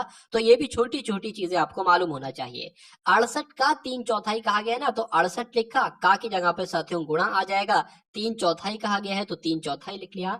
68 का 3/4 जो है ना ये साथियों, ये 45 के 2/5 से कितना अधिक होगा, तो 45 के की जगह गुणा साथियों 2/5 से कितना अधिक होगा। तो इसको सॉल्व कर लो और इसको सॉल्व कर लो, 5 एकम 5, 5 नीम आपका 45 हो जाएगा, 9 दूना आपका साथियों 18 हो जाएगा। 4 की अगर बात करें 4 एकम 4 हो जाएगा, 4 पंजे 20, 4 छंग 24, 4 सत्ते 28 हो जाएगा, और 17 यहाँ कितना हो जाएगा साथियों 51 हो जाएगा। तो आपसे पूछा यह गया था कि 51 से क्या, आपसे पूछा गया था कि 51 से क्या पूछा गया था, 68 का 3/4 जो है ना, यानी कि 51 जो है ना ये 18 से कितना अधिक होगा। तो इनको माइनस करा लो साथियों, मालूम पड़ जाएगा। 11 में से 8 जाएगा आपका 3 बचेगा, 4 में से 1 जाएगा आपका 3 बचेगा। तो आंसर आपका किस ऑप्शन के साथ जाएगा 33 के साथ जाएगा। और जिनका आंसर यहाँ पर 33 है तो बिल्कुल करेक्ट है, यानी कि ये संख्या इससे कितनी अधिक है तो 33 अधिक। उम्मीद करता हूँ इस प्रश्न को आप लोग बहुत अच्छे तरीके से साथियों समझ चुके होंगे।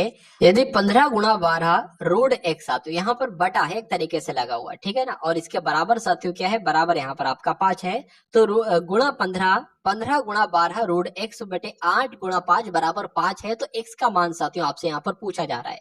तो यहाँ पर अगर बात करें साथियों, देखिए इसकी गुणा आपसे किससे हो जाएगी, 8 गुणा 5 की गुणा हो जाएगी इस 5 से, और ये आपका 15 एक तरीके से मान लीजिए यहाँ पर 1 है, और 15 गुणा 12 की गुणा किससे हो जाएगी साथियों, इस 1 से हो जाएगी। तो स्ट्रक्चर कैसा कुछ बन जाएगा साथियों, रूट x बराबर साथियों 5 लिख लेंगे, और इन दोनों की गुणा साथियों इससे हो जाएंगे, यानी कि 8 गुणा 5 आपका आ जाएगा, और बटे में आपका क्या आ जाएगा साथियों, 15 गुणा 12 आ जाएगा। क्या आ जाएगा साथियों, 15 गुणा 12 आ जाएगा। अब देख लीजिए साथियों क्या कट होता है, कट करा लीजिए।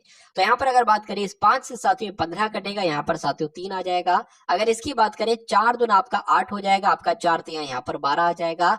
अब अगर बात करें क्या कट रहा है साथियों, तो 5 दूना आपका कितना हो जाएगा, रूट x अगर बात करें साथियों 5 दूना आपका 10 हो जाएगा, और नीचे आपका 9 आ जाएगा। अब मैं आपको एक बात बता रहा हूँ साथियों, मान लीजिए अगर रूट x है, क्या अगर रूट x है और यहाँ पर लिखा हुआ है साथियों 5, आपको x का मान बताना हो तो आप क्या करोगे, रूट को हटा दोगे और इस संख्या का स्क्वायर कर दोगे, तो 5 का स्क्वायर यानी कि 25 आ जाएगा। ये बात आपको साथियों ध्यान रखना है।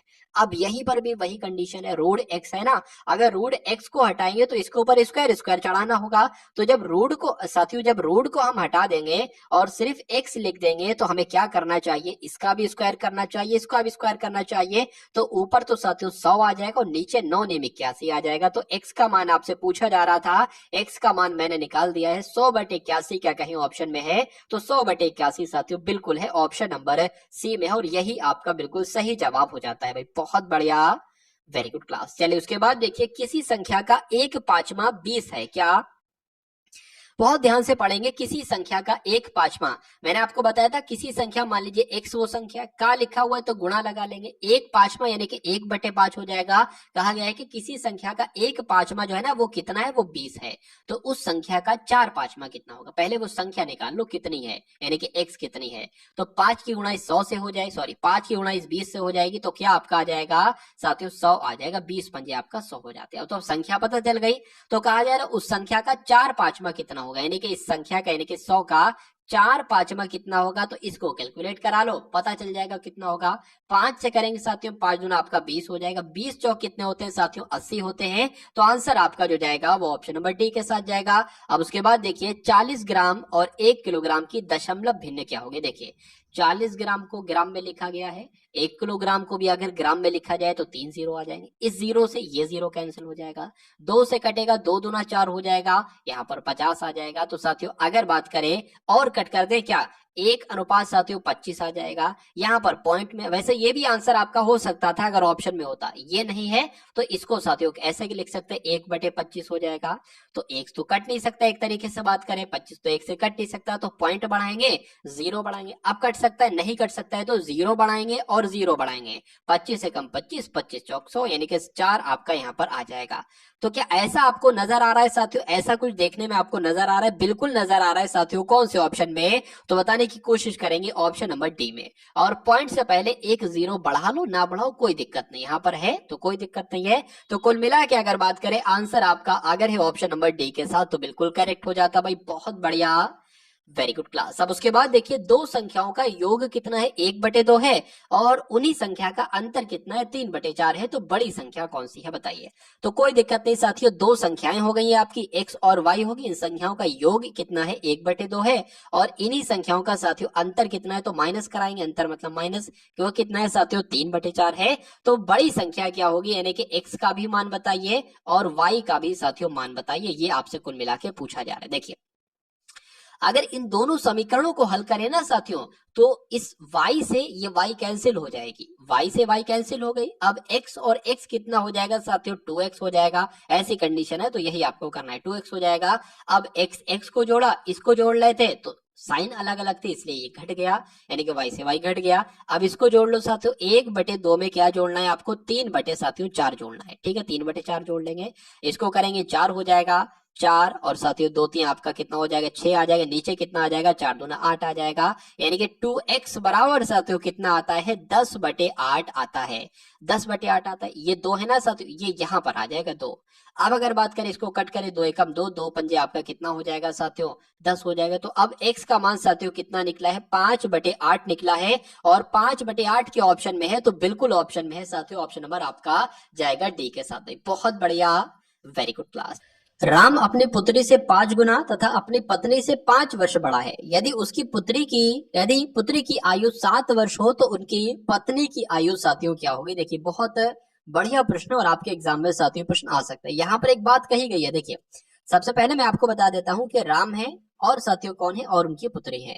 यहाँ पर साफ साफ बताया गया है कि उनकी पुत्री की आयु साथियों 7 वर्ष है, तो उनकी पुत्री की आयु जब 7 वर्ष है और यहाँ पर कहा गया है कि राम अपनी पुत्री से 5 गुना बड़े हैं, तो 7 का 5 गुना साथियों कितना होता है 35 होता है। उसके बाद साथियों कहा गया है कि राम है और क्या है और उनकी पत्नी है। कहा गया है साफ साफ कि राम अपनी पत्नी से 5 वर्ष बड़े हैं, तो जब राम की आयु साथियों 35 वर्ष है तो पत्नी की आयु कितनी होगी 30 वर्ष हो, क्योंकि कहा गया है कि राम अपनी पत्नी से 5 वर्ष बड़े हैं।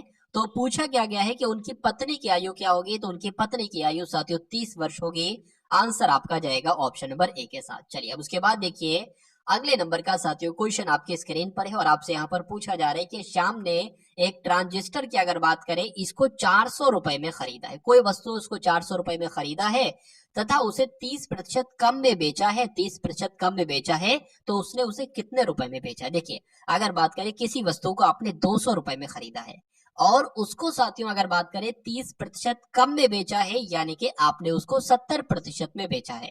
या मान लीजिए 200 रुपए में आपने खरीदा है, कहा जाए आपने उसको 80% कम में बेचा है, तो आपने उसे 20% पर बेचा है। तो ये मैं आपसे कहना चाहता हूं।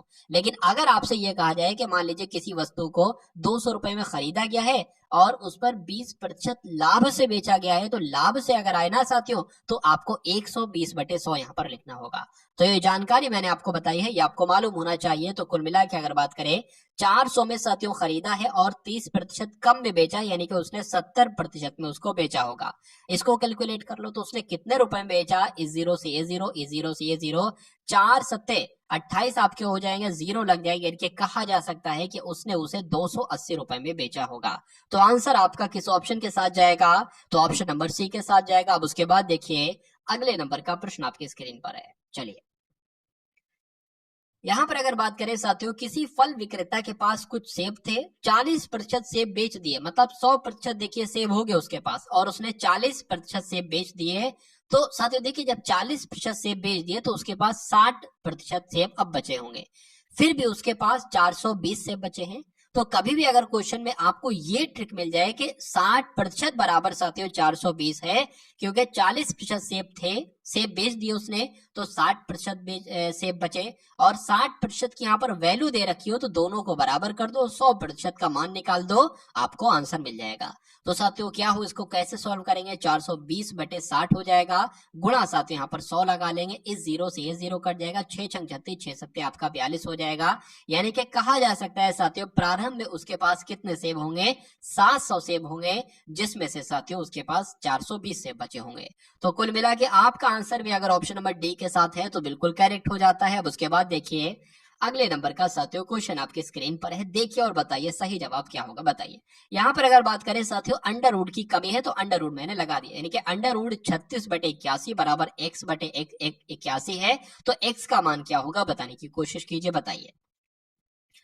चलिए तो कैसे साथियों यहाँ पर आप लोग कर सकते हैं बताने की कोशिश करेंगे। देखिए रूट 36 की वैल्यू क्या हो जाएगी, 6 आ जाएगा, और रूट 81 को हटा के अगर 9 लिख दे तो कोई दिक्कत नहीं, x बटे यहाँ पर 81 कोई दिक्कत नहीं, इसकी गुणा इससे हो जाएगी, यानी कि 6 गुणा 81 यहाँ पर आ जाएगा बटे 9 आ जाएगा बराबर x आ जाएगा। 9 नेम 81, 9 एकम 9, 9 नेम 81 हो जाएंगे, 9 छंग आपके कितने होते हैं साथियों 54 होते हैं। तो आपका आंसर जो जाएगा वो x बराबर जो निकलेगा साथियों 54 आ जाएगा, और 54 कौन से ऑप्शन में है, ऑप्शन नंबर ए में, और यही आपका बिल्कुल सही जवाब हो जाता है। 100 मीटर गुणा 80 मीटर क्षेत्रफल के एक आयताकार मैदान के चारों ओर 2 मीटर चौड़ा एक मार्ग बनाना है। क्या यहाँ पर साथियों एक अगर बात करें एक आयताकार है, एक आयत साथियों है, एक आयत हम लोग यहाँ पर सबसे पहले बना के आपको समझा देते। देखिए एक आयत यहाँ पर है और इस आयत की साथियों जो लंबाई बताई गई है ना वो 100 मीटर बताई गई है, तो इसकी साथियों क्या हो जाएगी, यहाँ पर 100 लिख लेंगे। 100 मीटर इसकी लंबाई हो जाएगी और चौड़ाई इसकी साथियों कितनी है, 80 मीटर है, तो यहाँ पर साथियों 80 मीटर हो जाएगी इसकी चौड़ाई। उसके बाद कहा गया है कि आयताकार मैदान है, ठीक है, इसके चारों ओर बाहर साथियों 2 मीटर चौड़ा एक मार्ग बनाना है। मैं आपको बता देता हूं साथियों कैसा मार्ग बन के आएगा। तो एक ऐसा साथियों मार्ग यहाँ पर बन के आएगा जिसकी चौड़ाई साथियों कितनी होगी, 2 मीटर जिसकी चौड़ाई होगी, यानी कि ये जो होगी चौड़ाई जो होगी ना ये 2 मीटर होगी, ठीक है। यदि मार्ग बनाने में 15 प्रति वर्ग मीटर खर्च आता है तो मार्ग बनाने में कितना खर्च आएगा। इस टाइप का साथियों एक प्रश्न आपसे एग्जाम में पूछा जाता है, तो बहुत आसान तरीके से मैं आपको समझाने की कोशिश करूंगा। देखिए इस सवाल को करने के लिए आपको क्या करना पड़ेगा, सबसे पहले बड़े वाले आयत का आपको क्षेत्रफल ज्ञात करना पड़ेगा। उस बड़े वाले आयत के क्षेत्रफल में से इस छोटे वाले आयत के क्षेत्रफल को आप घटा लोगे। जो आपके पास साथियों वैल्यू आएगी उसकी गुणा आपको करवाना है किसके साथ, 15 के साथ। अगर आप साथियों करा दोगे ना तो आंसर आपका आपके सामने आ जाएगा। तो सबसे पहले साथियों उसी के अनुसार हम सबसे पहला जो काम करते हैं वो करते हैं, सबसे बड़े वाले आयत का अगर क्षेत्रफल ज्ञात करें तो 100 तो इसकी लंबाई है, 2 इधर बढ़ जाएगी और 2 इधर बढ़ जाएगी, यानी कि कितना हो जाएगा, 104 हो जाएगा। और चौड़ाई साथियों कितनी हो जाएगी, चौड़ाई 80 है ना, 2 इधर बढ़ जाएगी 2 इधर बढ़ जाएगी, यानी कि 84 साथियों क्या हो जाएगी, चौड़ाई हो जाएगी। तो सबसे पहले तो इसका क्षेत्रफल ज्ञात करें। 4 चौक आपका 16 हो जाएगा, 4 एकम 4 हो जाएगा, 4 अट्ठे आपका साथियों 32 हो जाएगा, 8 एकम 8 हो जाएगा, तो 6 आ गया, 3 आ गया, ठीक है ना, 6 आ गया, 3 आ गया, 7 आ गया और साथियों 8 आ गया। और अगर बात करिए तो बड़े वाले क्षेत्रफल का, बड़े वाले आयत का क्षेत्रफल है, छोटे वाले का इसका क्षेत्रफल क्या निकलेगा, तो 100 गुणा 80 हो जाएगी, यानी कि 8000 साथियों इसका क्षेत्रफल निकल आएगा। अब अगर बात करें इसका आपको क्षेत्रफल पता क्या होगा, बड़े वाले में से छोटे वाले का अगर क्षेत्रफल घटाएंगे तो हमें क्या मिल जाएगा साथियों, हमें मिल जाएगा ये 736। और ये किसका क्षेत्रफल है, ये साथियों इस रास्ते का क्षेत्रफल है जिसकी चौड़ाई 2 मीटर है। तो ये हमें मिल गया। अब मैंने आपको बताया था जो क्षेत्रफल इस लाइन का निकले ना, इस रास्ते का निकले, उसकी गुणा करा लोगे साथियों 15 प्रति वर्ग मीटर से। यानी कि अगर इस रास्ते का क्षेत्रफल 736 मीटर है और 1 मीटर का खर्चा 15 रुपए आता है तो टोटल खर्चा कितना आएगा, इसकी गुणा इससे करा लो, आपको मालूम पड़ जाएगा कि मार्ग को बनवाने में कितना खर्च आएगा। तो 736 की गुणा साथियों 15 से अगर करवाई जाए तो 6 पंजे आपका 30 हो जाएगा, 5 3 आपका 15 और 3 18 हो जाएगा, 7 पंजे 35 और 1 साथियों 36 हो जाएगा। अगर बात करें एक की कराए तो यहाँ पर 6 आ जाएगा, 3 आ जाएगा, 7 आ जाएगा, 0 आ जाएगा। यहाँ पर क्या आ जाएगा साथियों, 0 आ जाएगा। 6 और 8 कितना होता है साथियों, 14 हो जाएगा। और अगर बात करते ये कितना था साथियों, 36 था, ये 36। तो ये आपका कितना निकल जाएगा साथियों, ये आपका यहाँ पर 1 आ जाएगा और ये 4 और आपके 10 और ये आप अगर बात करें 11 आ जाएगा। इनके 11,040 आपके इस प्रश्न का सही जवाब हो जाएगा, जो कि कौन से ऑप्शन में है, 11,044। तो साथियों ऑप्शन नंबर डी में है, तो यही आपका बिल्कुल करेक्ट आंसर हो जाता है। अब उसके बाद देखिए, एक दुकानदार अपने क्रय मूल्य पर 22.5% के लाभ की अपेक्षा करता है, यानी कि वो चाहता है साथियों उसने अगर कोई वस्तु 100 रुपए में खरीदी हो तो वो उसकी कितने रुपए में बिके साथियों, वो उसकी 100 रुपए में तो बिके, उसके साथ साथियों उसको 22.5% का क्या मिले, 22.5 रुपए का उसको लाभ भी मिले, यानी कि वो टोटल साथियों 122.5 रुपए में साथियों वो वस्तु बिके, ऐसा वो चाहता है।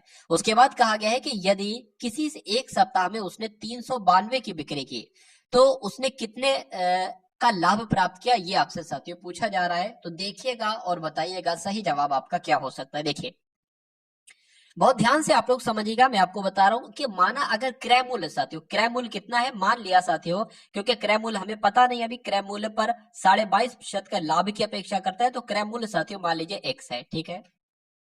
अगर बात करें वो चाहता है साथियों उसको ये x रुपए, यानी कि क्रय मूल्य तो उसको मिले साथ में इस रुपए का उसको 22.5% लाभ भी मिले, यानी कि 22.5 अगर बात करेंगे प्रतिशत की जगह साथियों 100 लग जाएगा। और जब वो अगर साथियों और ऐसा करता है तो उसको कितने रुपए मिलते हैं साथियों, उसको यहाँ पर लिखा हुआ है 392 रुपए मिलते हैं। 392 रुपए मिलते हैं। अब देखिए इस पॉइंट को हटाएंगे साथियों, ये जीरो नीचे बढ़ जाएगा, ये जीरो नीचे बढ़ जाएगा। अब अगर साथियों बात करते हैं इसको कट करने की, तो 5 चौक आपका 20 हो जाएगा, 5 पंजे आपका कितना हो जाएगा 25 हो जाएगा। इसको कट करेंगे तो साथियों यहाँ पर 200 आ जाएगा, फिर कट करेंगे साथियों यहाँ पर 9 आ जाएगा, और यहाँ पर साथियों कितना आ जाएगा 40 आ जाएगा। यानी कि अब आपके सामने साथियों जो कंडीशन आएगी वो कितनी आएगी, x प्लस 9x बटे, ठीक है, x ये वाला इसमें गुणा हो जाएगा और बटे में 40 आ जाएगा, बराबर क्या आ जाएगा साथियों 392 आ जाएगा। अब यहाँ पर साथियों अगर बात करें अब अगले स्टेप में साथियों, देखिए यहां तक अगर आपका क्लियर है तो बहुत अच्छी बात है। देखिए अब अगर बात करें इस 40 की गुणा x से हो जाएगी तो कितना आ जाएगा साथियों 40x आ जाएगा, प्लस आपका 9x आ जाएगा और बटे में कितना आ जाएगा 40 आ जाएगा। बराबर क्या था साथियों, बराबर 392 था, तो 392 आ जाएगा। अब देखिए साथियों अब क्या होता है, यहाँ पर अगर बात करें 40x प्लस 9x कितना हो जाएगा साथियों 49x हो जाएगा। 49x बराबर कितना है 392 है, और इस 40 की गुणा साथियों इससे हो जाएगी, तो यहाँ पर ये हो जाएगा। अब अगले स्टेप पे साथियों ये 49 यहाँ नीचे आ जाएगा, यानी कि इस 49 को कट करके नीचे आ जाएगा, और इसको साथियों कैलकुलेट करोगे हमें क्या मिल जाएगा, हमें x मिल जाएगा, और x साथियों क्या था, x ही आपका था साथियों क्रय मूल्य, ठीक है ना। चलिए तो अब यहां पर अगर बात करें साथियों इसको कैलकुलेट कैसे करेंगे, देखिए 2 से साथियों कट कर लीजिए, 7 से कट कर लीजिए, 7 सत्ते 49 हो जाएगा, 7 पंजे आपका 35 हो जाएगा, 7 छंग आपका 42 हो जाएगा, 7 एकम 7, 7 अट्ठे आपका 56 हो जाएगा, 4 अट्ठे आपका 32 हो जाएगा, और जीरो लगाए साथियों तो जीरो लग जाएगा, यानी कि x बराबर आपका क्या निकलेगा 320 निकलेगा। अब यहाँ पर साथियों देखिए यहाँ पर कहा गया था कि उसको बेचा कितने में गया है, 392 रुपए में बेचा गया है, और अब क्रय मूल्य हमें पता चल गया कि उसने उस वस्तु को खरीदा कितने में था, 320 रुपए में खरीदा था, तो कितने रुपए का साथियों लाभ हुआ, 72 रुपए का लाभ हुआ। आंसर आपका जाएगा ऑप्शन नंबर सी के साथ। एक बार साथियों क्विकली मैं आपको दोबारा से समझा रहा हूं, फिर से आप लोग एक बार समझ लीजिए कि एक दुकानदार अपने क्रय मूल्य पर 22.5% के लाभ चाहता है, वो अपेक्षा करता है, ठीक है, तो और वो ऐसा करता है और वो चीज अपनी बेचता है, और उसने साथियों वो चीज कितने में बेची, 392 रुपए में बेची। तो हम लोग मान लेते हैं साथियों एक्स क्या है, उसने इतने रुपए में वो वस्तु क्रय की होगी, यानी कि खरीदी होगी, तो ये हमने क्रय मूल्य लिखा, प्लस अब इस क्रय मूल्य का 22.5% वो लाभ चाहता है, तो हमने वो लिखा।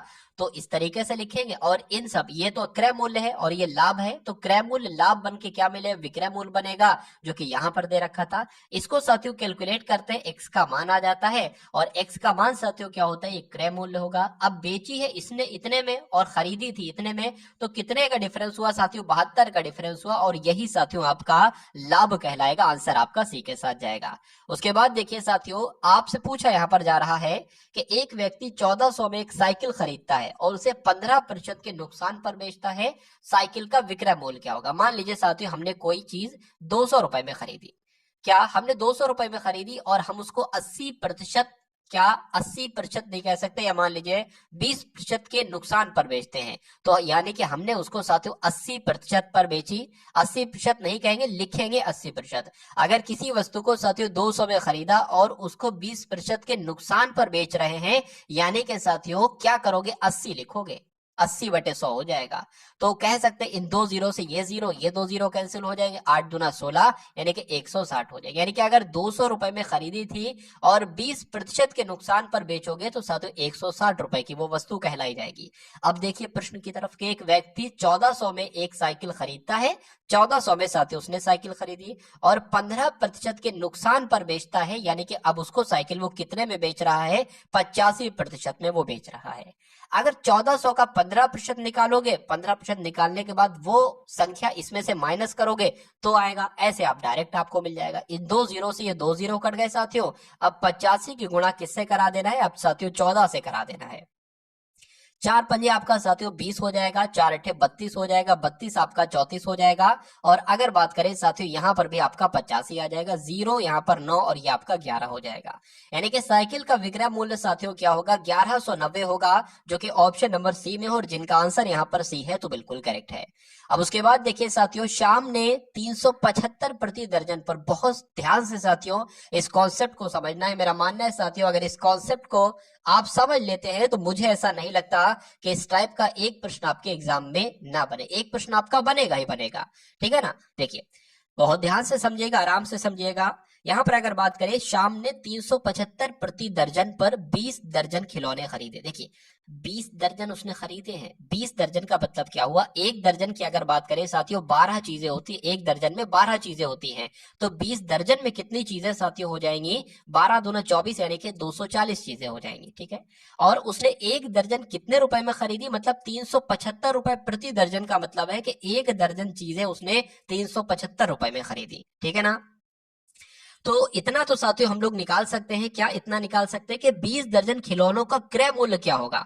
20 दर्जन खिलौनों का क्रय मूल्य क्या होगा साथियों, जब एक दर्जन का कितना है 375 है साथियों, तो 20 दर्जन का क्या क्रय मूल्य हो जाएगा, कितना हो जाएगा साथियों, अगर बात करें यहाँ पर 750 हो जाएगा। 375 दूना 750, 750 और 0 एक्स्ट्रा लग जाएगा। ये क्या हो जाएगा साथियों, क्रय मूल्य हो जाएगा। ये आपका साथियों एक तरीके से कॉस्ट प्राइस हो जाएगा, यानी कि सीपी हो जाएगा। अगर बात करें साथियों 20 दर्जन खिलौनों का विक्रय मूल्य क्या है, देखिए 20 दर्जन की बात की, 20 दर्जन खिलौनों की बात की गई है। यहां पर अगर बात करें उसमें से प्रत्येक खिलौने उसने 33 रुपए की दर से, यानी कि प्रत्येक खिलौने को बेचा है। यहाँ पर दर्जन था, यहाँ पर साथियों क्या है साथियों, यहाँ पर 33 रुपए हर एक खिलौना बेच रहा है, 33 रुपए का हर एक खिलौना, तो उसका लाभ पूछा जा रहा है। तो अब अगर बात करें साथियों, ये जो 20 दर्जन आपके थे, ये तो क्रय मूल्य आपका हो गया, मतलब 7500 रुपए में उसने खरीदा है माल। और अगर बात करिए 20 दर्जन की अगर बात करते हैं साथियों, तो ये आपका 20 दर्जन हो जाएगा। ठीक है, और एक वस्तु कितने की बेची है, 33 रुपए की बेची है, तो इसकी जरा आप गुणा कराइए, 12 दूना 24 हो जाएगा, तो 24 की गुणा साथियों आप करा लीजिए 33 से। 24 की गुणा करा लीजिए 33 से, 4 3 आपका 12 हो जाएगा। ठीक है ना, 4 दूना 6 और 1 7 हो जाएगा साथी, यहाँ पर भी 72 आ जाएगा, 2 9 7 आ जाएगा और 0 लग जाएगा। तो कुल मिला के अगर बात करें साथियों इतने रुपए में 7,920 रुपए में बेची है। क्रय मूल्य आपका साथियों ये है और विक्रय मूल्य साथियों ये है। तो अगर बात करें लाभ कितना निकलेगा, तो मेरा ऐसा मानना है साथियों 420 यहाँ पर लाभ निकलेगा। और वही तो आपसे पूछा जा रहा है कि लाभ कितना निकला है, 420 का लाभ निकला है। इसको प्रतिशत में बदल लीजिए साथियों, नीचे क्या आ जाएगा, क्रय मूल्य जो कि साथियों 7500 था। अब इन 2 जीरो से ये 2 जीरो कट जाएंगे। अब अगर बात करें 5 से कट करें, 5 कम 5 हो जाएगा साथियों, 5 पंजे 25 हो जाएंगे, 5 अट्ठे आपके 40 हो जाएंगे, 5 चौका आपके 20 हो जाएंगे। फिर से साथियों अगर कट करें यहाँ पर हम लोग 3 से कट करें, 3 पंजे 15 आपके हो जाएंगे, 3 दूना आपके 6 हो जाएंगे, 3 अट्ठे आपके 24 हो जाएंगे। 5 कम 5, 5 पंजे साथियों 55 हो, सॉरी 5 पंजे 25 हो जाएंगे, 3 बचेगा, पॉइंट लगेगा, 0 बढ़ेगा और 5 छंग आपके 30 हो जाएंगे। तो कुल मिला के साथियों 5.6% का लाभ मिलेगा, जो कि ऑप्शन नंबर सी में है। आंसर आपका जाएगा सी के साथ। चलिए उसके बाद देखिए अगले नंबर का प्रश्न आपके स्क्रीन पर है। यहां पर अगर बात करें किसी वस्तु को 1920 में बेचने पर अर्जित लाभ का, ये भी बहुत ध्यान से प्रश्न देखिएगा, अच्छा क्वेश्चन है, थोड़ा सा लेवल उठाया हुआ है मैंने साथियों। ठीक है, किसी वस्तु को 1920 रुपए में बेचने पर अर्जित लाभ, यानी कि 1920 रुपए में अगर हम किसी वस्तु को बेच रहे हैं तो जो हमें लाभ हो रहा है, और उसी वस्तु को 1280 रुपए में बेच रहे हैं तो जो हानि हो रही है वो दोनों बराबर है। ठीक है ना, तो इस कंडीशन को कैसे लिख सकते हैं साथियों, मैं आपको बता देता हूं। देखिए 1920 रुपए में बेचा, मान लीजिए साथियों अगर बात करें विक्रय मूल्य जो है ना, विक्रय मूल्य फिर से यहाँ पर x मान लेते हैं, विक्रय मूल्य आपका x हो जाएगा। तो अगर साथियों हम बात करते हैं ये क्या है, 1920 रुपए में बेचने पर लाभ, जो लाभ का प्रतिशत, और उसी वस्तु को 1280 में बेचने पर हानि का प्रतिशत बराबर है, तो इसको बराबर कर लेते हैं साथियों। ठीक है ना, ये आपका हो जाएगा, ये प्रतिशत आपका आ जाएगा बराबर करके, ये बराबर है ना, बराबर की बात की गई है, x माइनस आपका 1280 आ जाएगा, 1280 आ जाएगा साथियों, ये भी प्रतिशत हो जाएगा। अब देखिए यहाँ पर क्या कहा गया है, यहाँ पर अगर बात करें साथियों 1920 रुपए में वस्तु पर जो लाभ आता है ना, तो जब साथियों लाभ आता है यहाँ पर, ठीक है, तो ये आपका क्या है, विक्रय मूल्य, मतलब इतने रुपए में बेचा है और इतने रुपए में बेचा, इतने रुपए में खरीदा था, तो बेचा, हमें यहाँ पर क्या हो रहा है साथियों, लाभ हो रहा है, लाभ ही तो होगा। ये विक्रय मूल्य है, ये क्रय मूल्य है, विक्रय मूल्य में से क्रय मूल्य जाएगा, लाभ बचेगा, और ये लाभ जो है ना किसके बराबर है, और ये आपका क्रय मूल्य है, मतलब अब यहाँ पर हानि हो रही है, 1280 रुपए में बेचने पर हानि हो रही है, तो क्या करेंगे, क्रय मूल्य माइनस विक्रय मूल्य, और ये आपकी हानि हो रही है, तो कहा जा रहा है कि दोनों बराबर हैं, तो हमने बराबर कर दी, जो इक्वेशन बनी वो हमने यहाँ पर साथियों कर दी।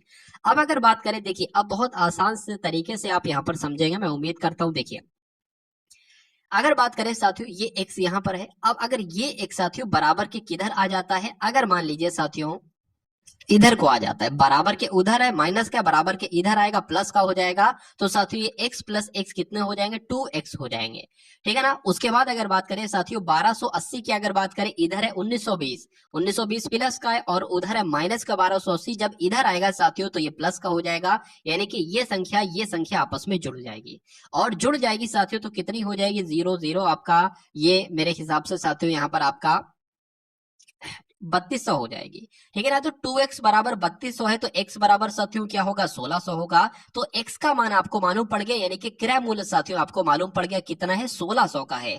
तो वस्तु को अगर कितने मूल्य में बेचा जाए कि 25% का लाभ हो।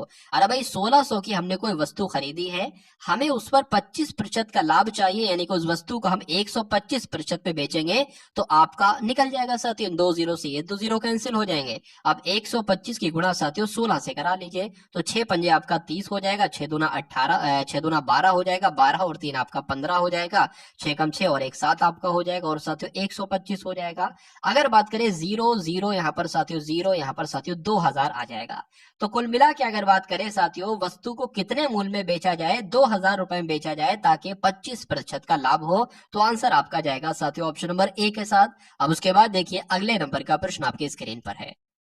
चलिए 5 मेजों और 7 कुर्सियों का मूल्य कितना है, 3350 है, और 4 मेजों और 3 कुर्सियों का मूल्य साथियों 1900 है। एक कुर्सी का मूल्य आपसे पूछा जा रहा है। देखिए मेज की जगह पर साथियों हम मेज को m मान लेते हैं और कुर्सी को साथियों क्या मान लेते हैं, k मान लेते हैं। तो कहा गया है साथियों 5 मेजों यानी कि 5m प्लस 7 कुर्सियों यानी कि 7k, 7 कुर्सियों का मूल्य, इन दोनों का मूल्य साथियों कितना दे रखा है, 3350 दे रखा है, ठीक है 3350 मान लेते हैं।